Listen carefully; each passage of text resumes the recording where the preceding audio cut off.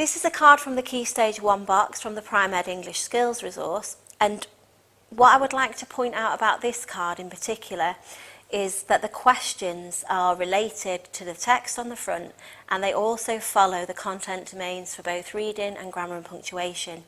In the teacher's guide, it very clearly sets out a coverage map, so you as a classroom teacher will be able to see which aspects of comprehension are being tested on this particular card, which strand of spelling from the content domain for spelling, and again, which strand of